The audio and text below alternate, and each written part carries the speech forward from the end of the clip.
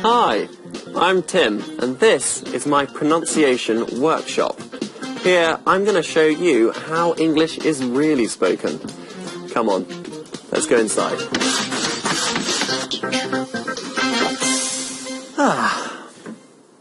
You see this? This is my lunch. Well, either that or it's some cat food.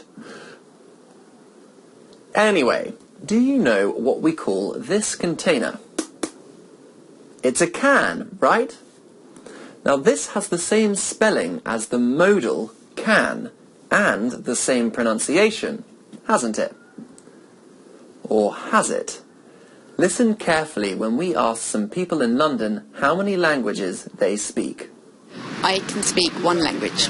I can speak 2 languages. I can speak 2 languages. I can speak 2 languages, English and Hindi.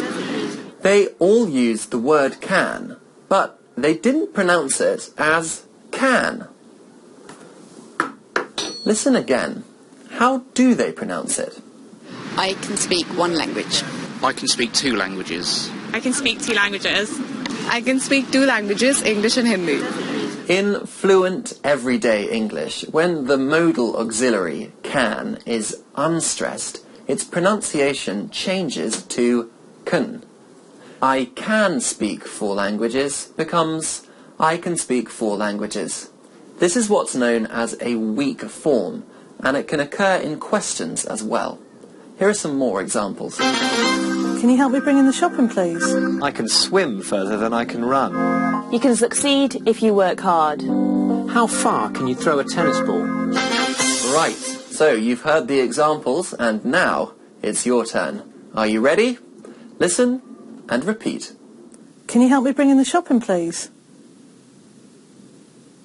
I can swim further than I can run. You can succeed if you work hard. How far can you throw a tennis ball? Well done. Now remember, if you want to learn more about pronunciation, then please visit our website, bbclearningenglish.com. And that is about it from the pronunciation workshop for this week. I'll see you soon. Bye-bye. Right, now, time for lunch, I think. Do you think I can open this can without a can opener? Hey. Oh no. It is cat food. Never mind. We can eat cat food, can't we?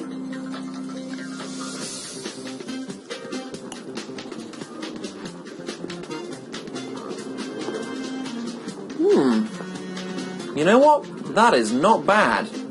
Salmon? Rabbit? Mouse?